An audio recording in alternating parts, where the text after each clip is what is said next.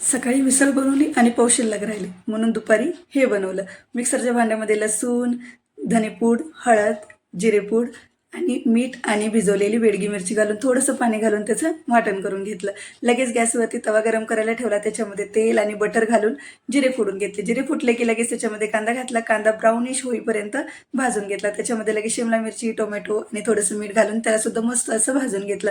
लगेच त्याच्यामध्ये पेस्ट केलेली घालून घेतली आणि पेस्टसुद्धा मस्त अशी अगोदर भाजून घेतली. आता याच्यामध्ये कश्मीरी मिरची पावडर आणि पावभाजी मसाला, थोडीशी कोथिंबीर घालून परत त्याला एकदा व्यवस्थित असं भाजून घेतलं. हे जर मिश्रण तुम्हाला थोडंसं घट्ट वाटत असेल तर थोडंसं पाणी घालून ह्याला परतवून घेऊ शकता. आणि जास्तच तिखट वाटत असेल ना तर मिरच्या भिजत घालताना त्याच्यातल्या सगळ्या बिया काढून घ्या आणि ह्याला स्मॅशरने असं वाटून घेतलं. आता लगेच तव्यामध्ये थोडंसं बटर घातलं, पावमधून चिरून घेतले आणि साईडचा थोडासा मसाला त्याच्यामध्ये मिक्स करून घेतला आणि कट केलेले पाव त्याच्यावरती झोपवून घेतले. पावला सुद्धा मस्त असा मसाला लावून घेतला.